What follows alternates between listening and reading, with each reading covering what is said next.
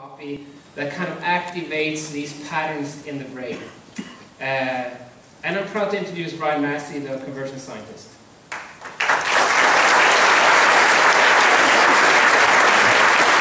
John, don't go away. I'm going to switch it over to the so-called PowerPoint. First of all, I am in love with Stockholm. Thank you for the wonderful weather. It's been fantastic. And someday I hope to speak English as well as you do. There you go. Here's the clicker. Thank you. I'm going to set that here. So it's a tradition to have those that show leadership and conversion and ability to do it, to have their own lab coat. This is a special lab coat. This is my original lab coat from 5 years ago. It even has the old logo. But I wanted you to have this to symbolize your dedication.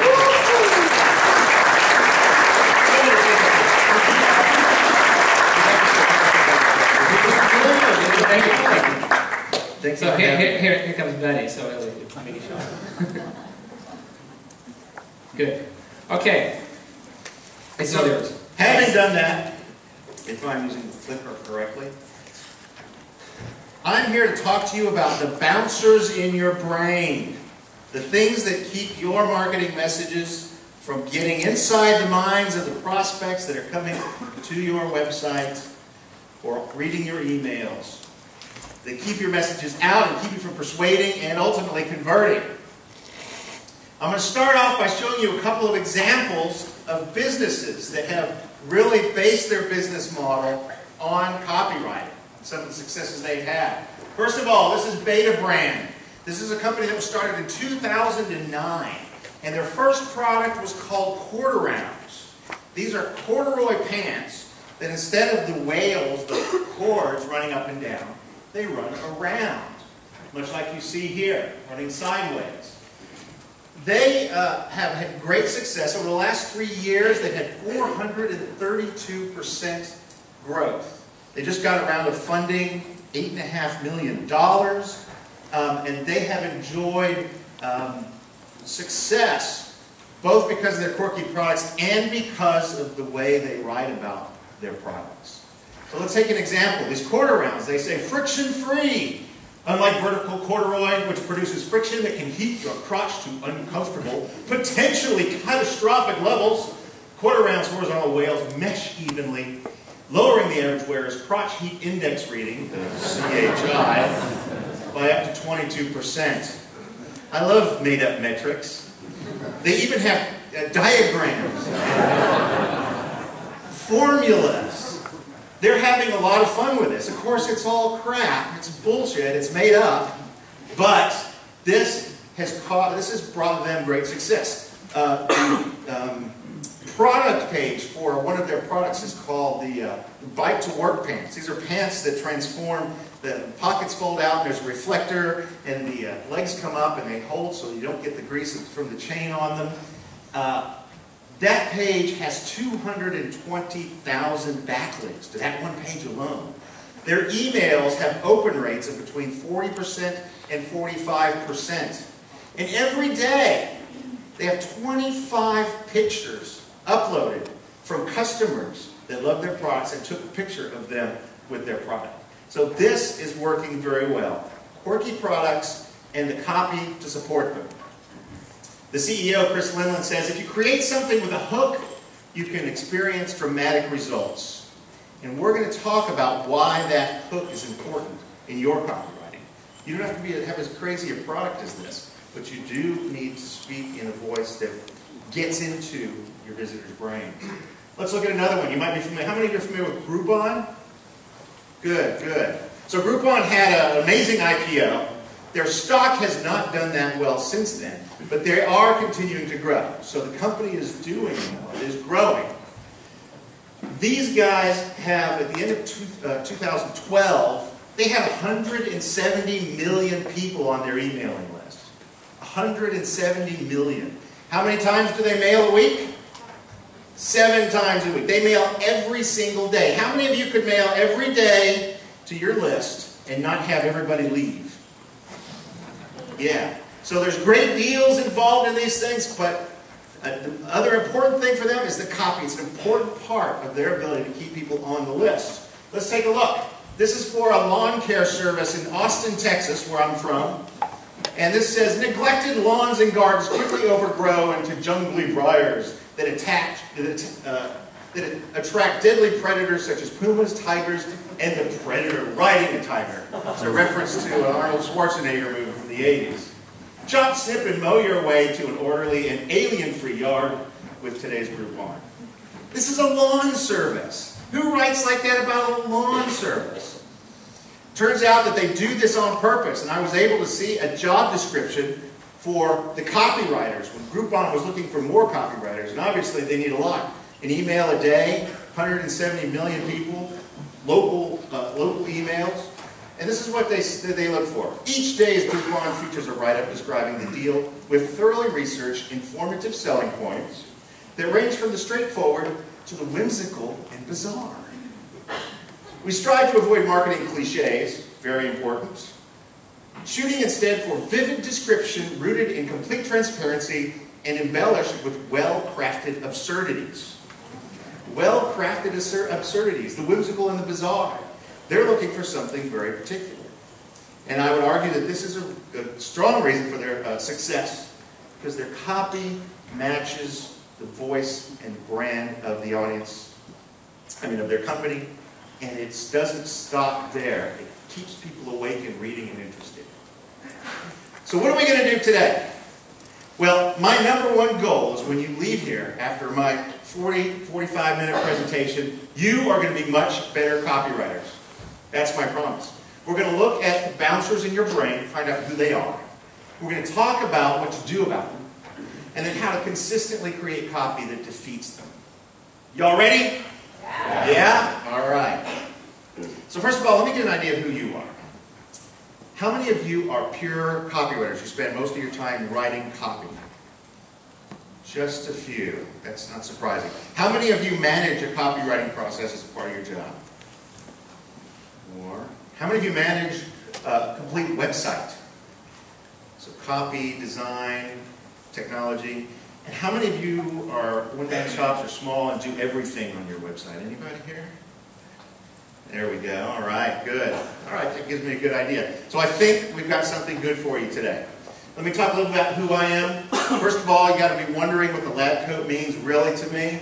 When I put the lab coat on, it means that I'm leaving the world of marketing myth, of gut reaction, of superstitions, of wondering if the gods are going to grant me a good conversion rate, and I'm dealing with data.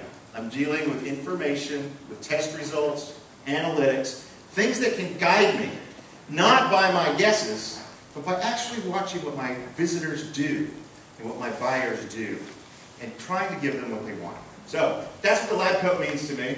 I was trained as a computer scientist, so I'm a programmer by training. Out of college, I went into sales, and then did several stints as a corporate marketer, and Conversion Sciences is the second company that I've started. I ran a web consulting company in the 90s. And when you push all that together and mash it together, I don't know what else you could get but a conversion scientist. Can you think of anything else? It's kind of a strange mixture. So, I call myself a conversion scientist. We're consultants. We're conversion optimization consultancy. We're located in Austin, Texas. I am now an international speaker because of this trip. Thank you very much. I wrote a book, Your Customer Creation Equation, Unexpected Website Formulas of the Conversion Scientist, and it is really targeted at people who are managing websites, making sure they're asking the right questions of their designers and their developers. I think it's fantastic. I hope you like it. And we're going to be giving some away today, right? We're going to sell them up there. Oh, okay, great, great. Even better. And I am a labware fashion model, as you can tell. So I asked Joanna Wiebe, who was with Copy Hackers, what is copy? How do you find copy? And this is what she's written in her book. Using words, typography, punctuation, and images to communicate your messages in ways that will engage your visitors. Makes sense? Typography, images, punctuation, so it's not just about the words. And we'll see that that's true.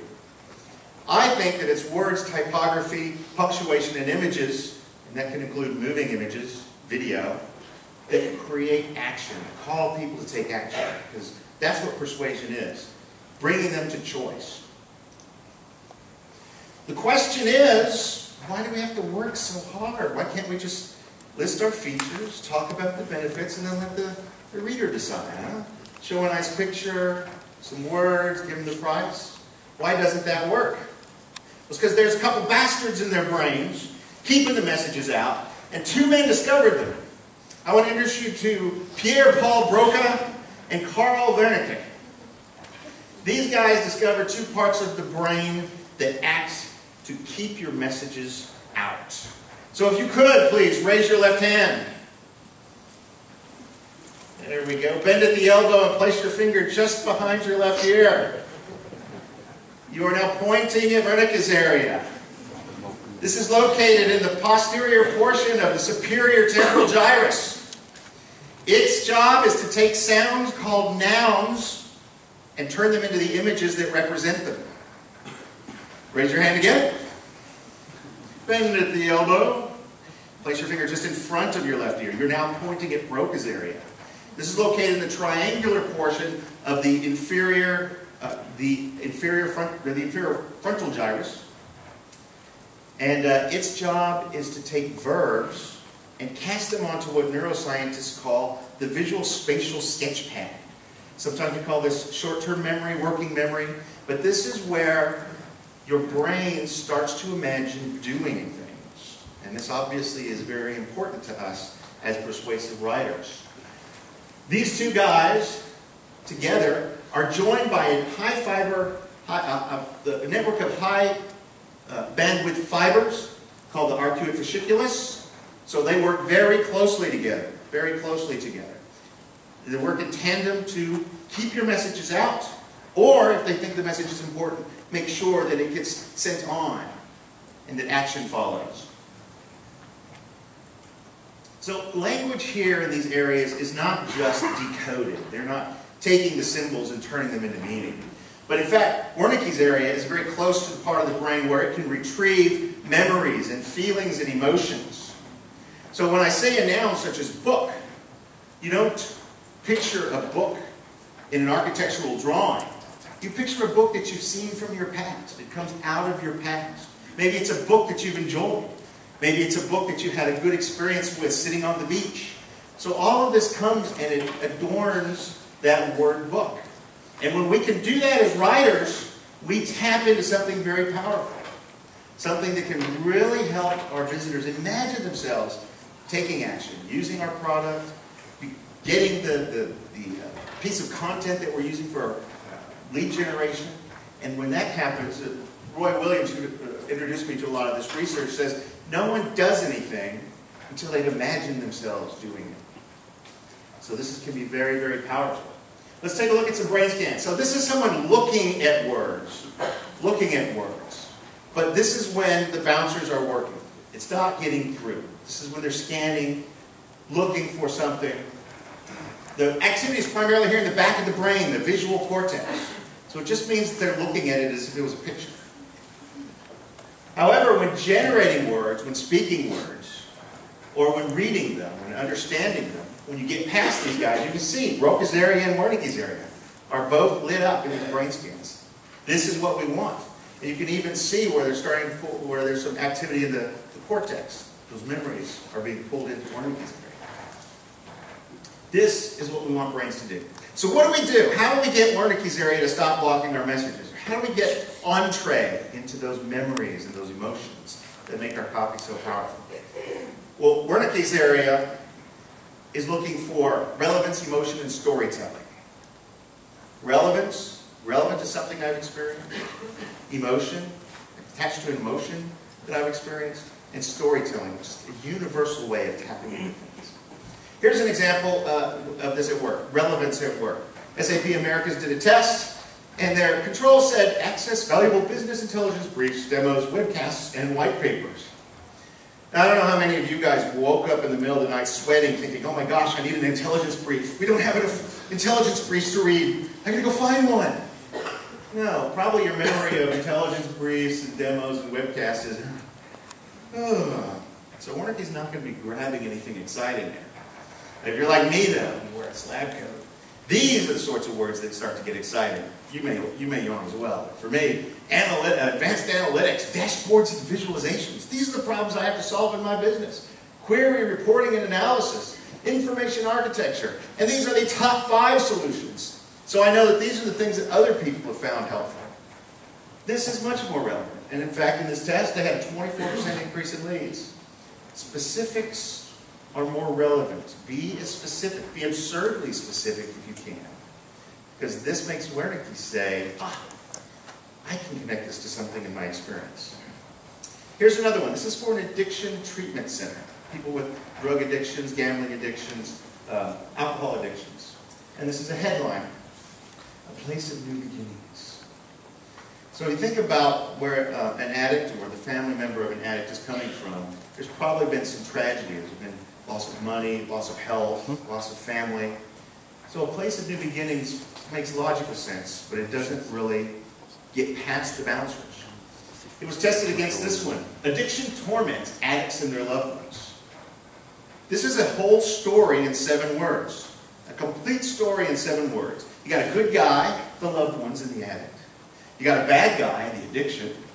You have a conflict, the torment that it creates. And you have a resolution to the story, which is implied if you read on. So how well did this do? It did very well. 184% increase in leads generated. So do you understand how this wakes up Wernicke and accesses those memories, the torment, the loved ones? That's relevance. Broca's area, its primary job is to filter the predictable.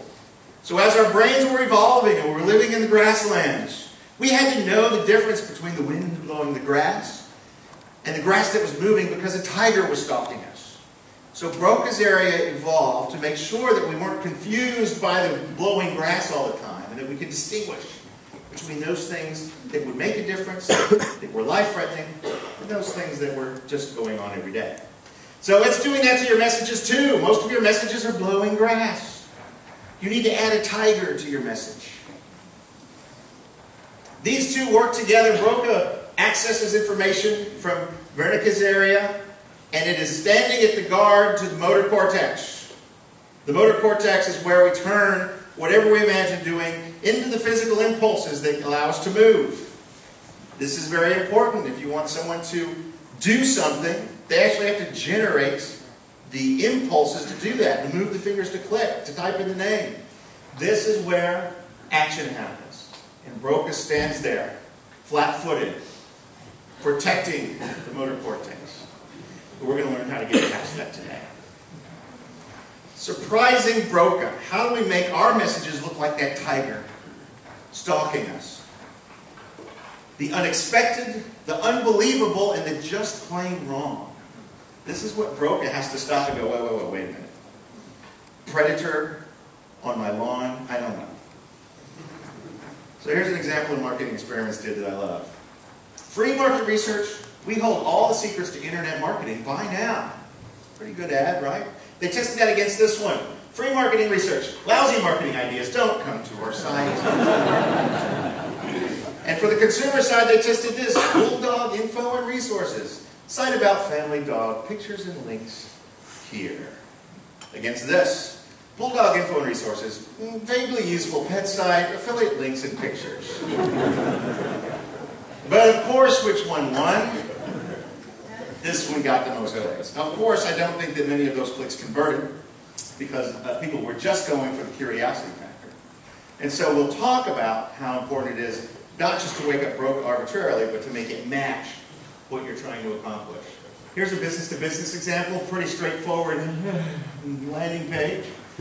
Tested against this one. Actually, this was not a split test, it's not the same traffic, but this is what they had before, and this is something they tried. Want to be a superhero? So, why is this image effective? Why not put a pretty person smiling with glasses and a professional suit? Stock photos, those work, right? I don't know. Can you imagine yourself as a kid? Or your brother? Or a friend who used to dress up? Haven't we all gone through a phase where we want the powers of a superhero?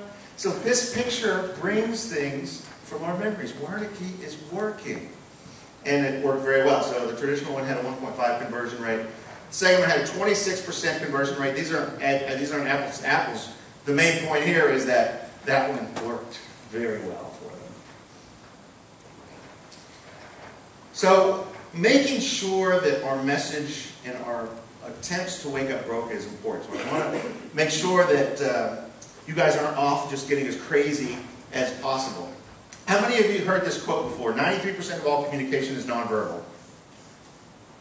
Oh, not many. This is tossed around in America a lot. You hear this a lot, especially from people who are selling training for sales or something. And quite frankly, it's bullshit. Dr. Moravian, who wrote the study from which that was extracted, spent many years trying to correct the perception of what this meant. And the actual study said that 93% of communication is nonverbal when the words don't match the facial expression. This makes you have to stop and go, oh, wait a minute, what they're saying to me is not matching what they're saying. And what we do, what our brains do, is we favor the nonverbal. We favor the nonverbal communication. It's like this. It says bottles. But what are we going to discard? Are we going to discard the word, or are we going to discard the fact that a bottle's just not going to fit? Same thing here. So what we need to do is make sure that while we're waking up Broca, but that our message matches our brand, what we're selling, our voice. We need to find our voice and then have fun with it, essentially. I'm sure that you guys have seen this. Would you rent a car from Ling? This is her webpage, and there's no way to put the length of just amazing, shining, handwritten, blinking things. It goes on for pixels and pixels and pixels. And she's pretty controversial here. She says, EU cookie law. Piss off, Von Rumpy. Me, I hammer visitors to death with cookies so I can find out what they want. The EU cookie law is an ass. So she's not holding anything back. This is probably not going to work, right? Yeah, this might wake up Broca. This might make Wernicke go, woo. But the truth is that this is the way she goes to market. So this is her giving a keynote at the e-consultancy, the Future of Digital Marketing last year. She came in her battle gear, her helmet and everything, and this is the way she does promotion. She paints up her cars, does goofy pictures. She's bidding on a Russian missile launcher. So if you came from this to a site more like this, it wouldn't work. This is not going to match. The words that she speaks doesn't match her site, and this is going to cause a problem. So she's better off with the crazy site. Here's another positive example. So I came to this page and I was surprised. This pop-up showed up. So we all hate popovers, right? Everybody says they hate popovers. In every test I've seen, read, heard about, the popover wins. Believe it or not, we all hate it, but we all use it. She used the popover just simply to prime the visitors, just to get them ready. There's nothing you can do, nothing to sign up. And she says, first times are sacred. We'll never have this moment again. So pay close attention. I have something for you. So this is making Broca go, what? And it's also touching on some of those things that Wernicke will want to pull from our memory. And that's all it has to do, with the one exception, is that I have to do something, hit enter. So I've already made a commitment to this site. I don't know how well this worked for her, but this is the sort of thing that will increase people's time on your site. If you have a content site, that's very, very valuable. So let's talk about relevance to your reader. Because when it comes down to it, making Wernicke pull things from your memory is all about relevance. There are a few ways to get relevance. Number one, understanding who your audience is. And this is Marketing 101. Understanding who you're writing to. The challenge is that it usually means picking someone you're writing to, which means discarding potentially or pissing off someone else. Roy Williams says, if you're not pissing people off, you're not writing good copy. So picking who you want to target and discarding the rest. Patek Philippe, very expensive, nice watches. They know something about their visitors. If they can afford a watch like this, they're probably in their prime learning years, middle age, which means they're very likely to have small children. So what can we grab onto in their experience? In Wernicke, what can we pull out of their mind? Well, that moment. So the copy reads, you never actually own it particularly. Broker has to go, wait a minute, what? I bought the watch, I own it, right? You merely take care of it for the next generation. And then Wernicke goes, oh. Now what about women who would give the watch as a gift? We're not including them in there. We miss them, we lose them, right? You have to pick. If you want to go after women, it's a different ad, a different approach, probably a different magazine too. What are the triggers? This one is something you can really play with. What are the things that made them type that search term or that domain name into their browser at this moment in their life? What was it? Be very, very specific. Emergency plumber Austin. I've got a leak and it's ruining my wood floors. Oh my God. But it turns out that when you put this in, there are companies that want this business. They want that emergency business. They probably have trucks all over the city and they want to make sure that they're not unused. So this is important. The trigger is, I have a plumbing emergency. I need the water turned off. Here's one of them I went to. And this is, call now. Quick service, Austin Plumber. Here's the number, 10% off. This is not responding to my trigger. This is copy that doesn't understand where I am. This is the wrong kind of landing page. This one works great. There's the truck. The truck that's going to show up. So I'm starting to imagine what's going to pull up on my curb in just a few minutes. And the guy's going to get out with his little thing and he's going to turn my water off and save my floors. No extra charge. Weekends, holidays, or nights. What if it's Saturday? What if it's late? What if it's Christmas? Austin Plumbers, 24-hour emergency plumbing, and the number. This is the guy that's put that call. They understand my triggers. So do the exercise of understanding the painfully specific things that make people type in that. We can sometimes imagine someone sitting at their desk going, I think I need a new sweater. Maybe I'll go check that out. No, they're planning for a trip, or they have a date. That's why they're coming. So you want to play to those things. You want to put those things in your copy so that you can get past broken and wake up wearing it. Where are they? Geography. Understanding that is important. This is an interesting test. This is a company that sells experience gifts. So my wife can give me a gift of jumping out of an airplane. She very well might as well. They start here talking about the great gifts, and we have the typical fare, but they realize that geography played a role. So they tested against this page where they started off saying, where are you from? And it turns out, knowing that something is close was the most important first question. And so this page had almost 28% increase in sales. Knowing where they are, that's another way to connect with them.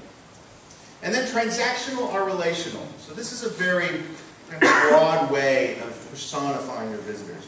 Are you selling to transactional or relational buyers? So transactional buyers' greatest fear is paying a penny too much. They see the process of shopping and comparing as part of the fun. It's part of the game.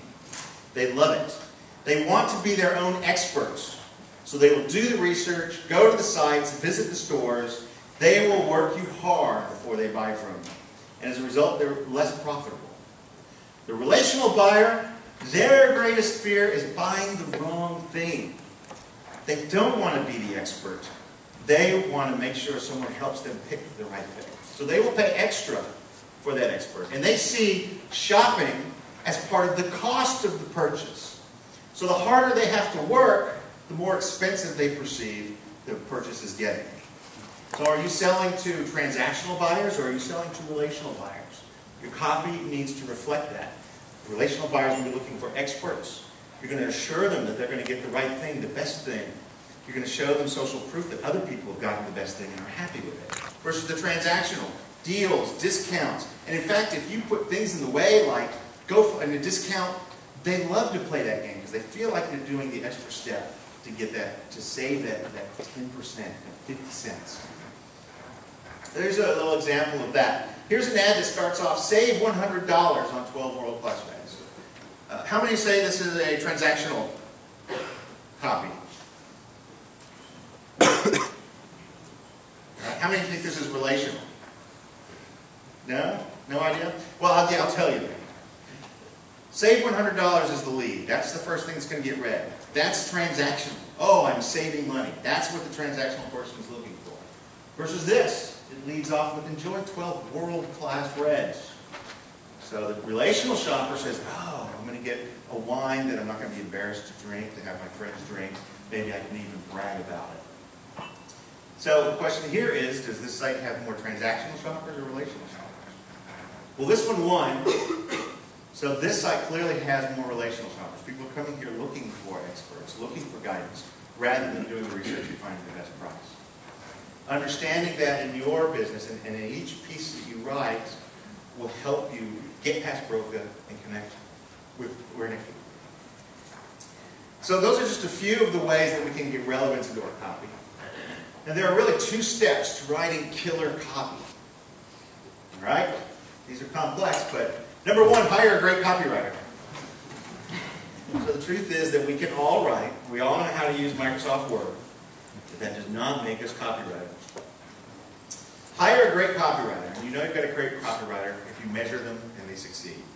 So if they write something that increases your sales, increases your leads, grows your business, increases engagement, social sharing, whatever you want to measure them by, measure them.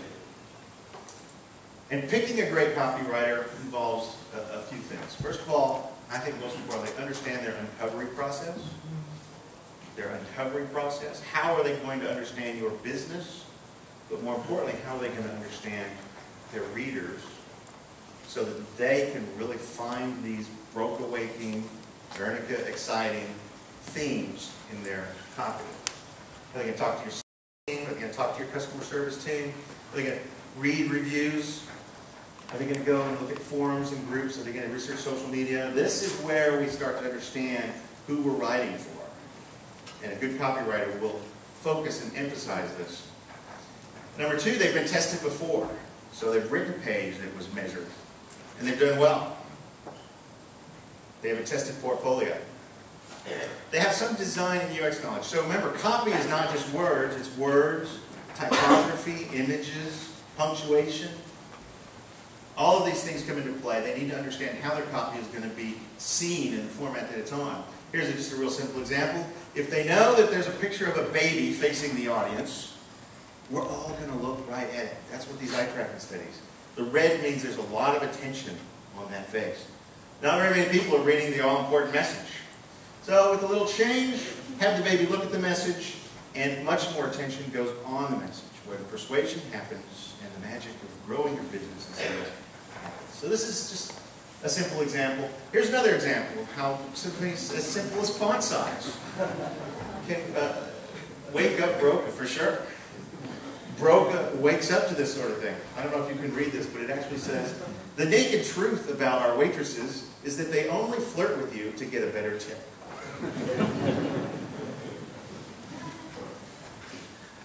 So a good copywriter is not going to be afraid of analytics. So if you tell them you have a page with a high bounce rate, you're not going to ask if you sell trampoline. Right? They understand bounce rate, they understand conversion rate, they understand abandonment rates, they understand all the things that you would be measuring yourself with. You don't have to explain it. They don't need to be experts in running reports for you. They do need to understand what they're trying to accomplish with their copy. And they focus on the bottom line. So they need to realize that clicks can only take you so far.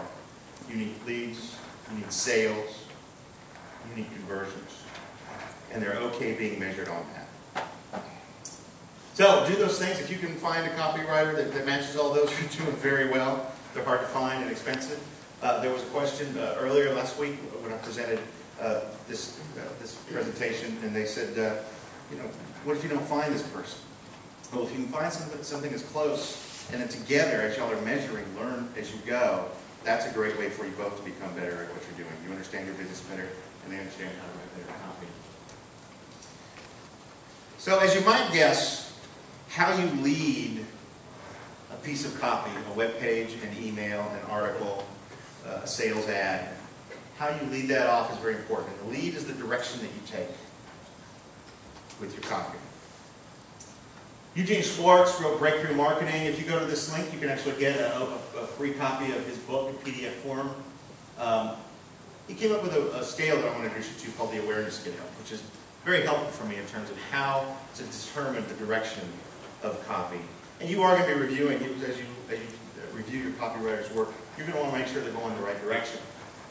He created a scale that started off with those who are unaware of your product to those that are most aware. The unaware are actually unaware that there's even a problem. Okay? The most aware know you, your product, have probably bought from you before, or have heard a lot about you. And in between, there are different levels. There are those that are problem aware. They're aware that they have the problem, but they have no idea if there are solutions to it. Those that are solution aware, so they know that there are some solutions to the problem they're trying to solve, and those that are product aware, so they understand which products will solve their problem. When you're working with someone who's unaware, you want to be very indirect. When you're working with somebody who's most aware, you want to be very direct. Here's some examples of what that means. So if they're most aware, in other words, they're coming back to buy again, where they know your brand very well, really they just need to know about the product and the price. Help them do the purchase. That's your primary job. Get out of the way and let them go. If they're product aware, though, which means they're choosing maybe between yours and others, you want to use deals and discounts. They've already settled in on a solution. You just have to give them, help them buy. Claims and proof, if they're solution aware. So I know the solution, but I'm not sure what product is going to solve the problem for me. I'll use claims and proof. And if I understand the problem, but I'm not sure what sorts of solutions, I can present them with benefits and anxieties, kind of build around that problem to make them more solution aware. And then finally, if they're unaware, stories and secrets, very top level. So I might use customer email, product and price. Here's our newest product, here's the newest version, here's the next one, here's something to add on. Product and price, very straightforward. Display ads are great for product aware, so I can go and I can offer deals and ads. Claims and proof, maybe a paid ad, a pay-per-click ad, because someone's looking for a solution, and we can use claims and proof in our ads to make that work. More broad search, people who are looking for, I have this problem, I don't really understand what solutions there are, so organic search is good for that. If you can have a page that has how-to information, talks about the benefits and builds the anxieties around the problem. And then, of course, broadcast is great for stories. If no one's ever heard of the product, it doesn't aware they have the aren't aware they have the problem, broadcast media is good for that. So this is a nice model we can use to start in the right direction on our copy. Let me show you a few examples. iPad, very well known. People who own or want to own iPad understand what it is. They don't really need to do a lot of research. There's very little to compare it to. So all we need to do, this is most aware, all we need to do is provide the product and the price. And it says select an iPad. That's their call to action. No question of learn more or anything like that. Just go select your iPad. Here's an example of a product awareness. So these are web hosting providers. They're going to use deals and discounts. Free, unlimited, $4.95, $3.45, unlimited transfers. Deals and discounts. Well, I already know I want a web host. It's just a matter of picking which one. Here's an example of a solution aware. So I need to burn some calories. I know that burning calories helps me lose weight. But what is the best solution? Well, they say that incline training burns 5 tons of calories just by walking. These are claims and proof. Jillian, I think Jillian Anderson is her name. She's a celebrity from a show called The Biggest Loser, which is fat Americans competing to lose the most weight. And then here's a good example of problem aware. So I want to sell my house. I'm worried about putting it on the market and having it sit there. The longer your home is on the market, the less you will make. Benefits and anxieties. Learn what we do that nets $9,857 more. So here's that specificity that broke away. Folks like, well, wait a minute. How come they didn't just say about $10,000? $9,857 more. And they repeat it down here. Benefits and anxiety, well written. This is something from Eugene Schwartz. This is for those that are unaware. He talks about the British miracle. So people, yes, they're growing plants, but they didn't know about the British miracle. And I love this here at the bottom. It says, warning, if you're growing dwarf plants, don't use this product because it's going to make them big. It's probably not true, but what a great hook. Stories and secrets. Here's another one. Are y'all familiar with Carbonite? It's a backup service. We use it in the States. So it's a cloud backup service, and everybody sees them as a backup service. But here's a nice story. Access your presentation from your smartphone after you left your laptop in the cab. So I wasn't aware, I could use this as an access anytime cloud storage device rather than just backup. So none of this is new. Eugene Schwartz tested his. He used different kinds of headlines, different formats, and we should be doing the same thing. So let's take a look here. This is an email series. These are subject lines. And our goal was to increase the landing page conversion rates. So we're using subject lines to increase landing page conversion rates. Not click-through rates, not open rates. We're not interested in that. Landing page conversion rates. This is for an iThermostat, an online thermostat that you can log into from any website and turn your AC on or off, monitor your usage. It's like the Nest. Are you familiar with Nest? Some of you are. Nest is like an iPhone for your thermostat. Anyways, we have this one. Limited time offer. Save 33% on TXU Energy iThermostat. Discounts and deals. That means that it's product aware, right? And this one had a 6.2% landing page conversion rate. It's easy to heat and cool your home. We don't really tell them anything about how, so this is stories and secrets. This is for people who are problem aware. I'm sorry, this is for people who are unaware. They might have never heard this. Well, it did a little bit better, 7.25%. Now you can control your thermostat online or using claims and proof. Now keep in mind that the email that this followed was the same for all of these, and the landing page was also the same. 8.17%. And then this one, get the internet thermostat for $49.99 installed. Price and product. So this is for people who are most aware. These people obviously have been exposed to it. And in our list, apparently, this was the most common one, 10.15%. That's a 165% increase over the discounts and deal-oriented one. So we know that this list has heard of the product, probably through our previous emails, and that all they need is price of product to buy. So that is, in a nutshell, what you need to know to begin writing better copy. What I want to know is how well I did. So are you all better copywriters? Let's find out. Addiction Treatment Center, again, it's just a coincidence that I have two of these in here, but they make for excellent copy tests. These are headlines on a landing page. Can we help? Call. And I left the number out. If anybody needs the number, just send me an email. Speak with a compassionate rehab specialist. Call. Ready to start healing? Call. Ready to stop lying? If so, we can help. Call. So let's see if you can tell which of these had the highest conversion rate, that generated the most calls to the treatment center hotline. We can help. How many of you think we can help? Call? No? All right. Speak with a compassionate rehab specialist. We got a couple here. Okay. Here's a number. Very few. Ready to start healing? That's okay, about the same. Sounds like you guys believe D. Ready to stop lying? If so, yeah. You guys figured it out. So this was the control. Speak with a compassionate rehab specialist had a 32% increase in conversion rate. Ready to start healing? Call. That's a little bit like a new beginning. Did not work. And then ready to stop lying had a 43% increase in conversion rate. And these words, compassionate and lying, are things that we don't expect to see. These are the things that made Broker go, whoop, and allows, because lying, if you're a family member or an addict, you are well aware of being lied to or having to lie about your addiction. So you guys got it. Give yourselves a hand.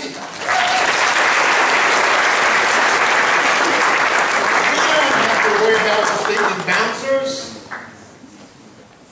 And just to summarize, we understood what the process that block speech are, understanding understanding the visitors well, who they are, what their triggers are, where they're from, and whether they're relational or transactional.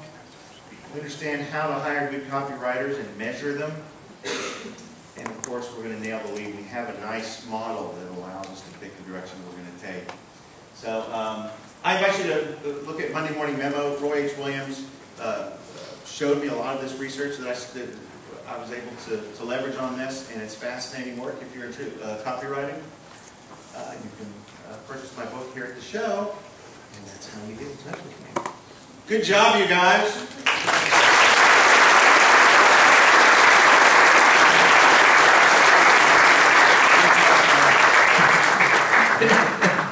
Feels weird to be too placing these coats on. You don't want to wear it here. No, I won't wear it. It's just it's so it's so much of it now. The two of us. So we got time for a few questions. If somebody's got a question. No questions after all of that? No, it's super clear. So what we're going to do is we'll have okay, good. So let's get the mic over there. We got a mic for you. When writing copy, you're always told to make it shorter and shorter and shorter and shorter until you're stuck with some sort of 3 words. Mm-hmm. This doesn't really seem to reflect that view. If you're writing bad copy, make it short. 3 words is enough. But if you're writing good copy, you've targeted your lead, and maybe you're having to use storytelling to get people involved, you can write long copy. Eugene Schwartz, you saw how big his ad was. These guys would, in direct mail, would use very long form copy. But they were very, very good at what they did. So if you're a good copywriter, use as much space as you need. If you're not a good copywriter, keep it short. That's a great answer. There's a question over here. Okay.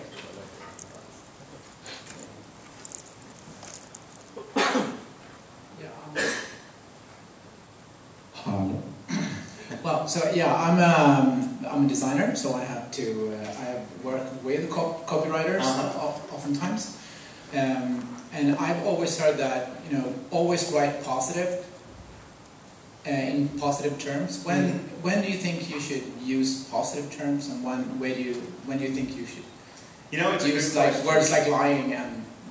It's a good question. So I would like to believe that positive always works. We've tested a number of times, and it seems more often than not negative works. It's going to depend on your audience, like the lying thing. Lying seems very negative, but in fact it's a compassionate way of speaking to them because it talks to the situation that they're in. They go to other addiction sites and they're going to be a new beginning, and it doesn't speak to them. So sometimes it's actually compassionate to be negative, to start where they are. And sometimes just out and out fear, anxieties, as we saw for someone who is problem aware. Anxieties will help them connect with the problem and motivate them to solve it, which is a gift too. Brian Tracy said that the greatest gift of a salesperson is bringing people to choice, because not doing anything means they didn't make a choice. So in our persuasive writing, if we have to use negative to bring somebody to choice and let them make a decision, even if they say no, at least they made a choice, right? And more of them will probably say yes if we're doing our job right. That's a good question. Thanks, Morten. Let's move on. There's going to be the Meet the Expert session, and you promise you partake in that. Absolutely. We got a room for it.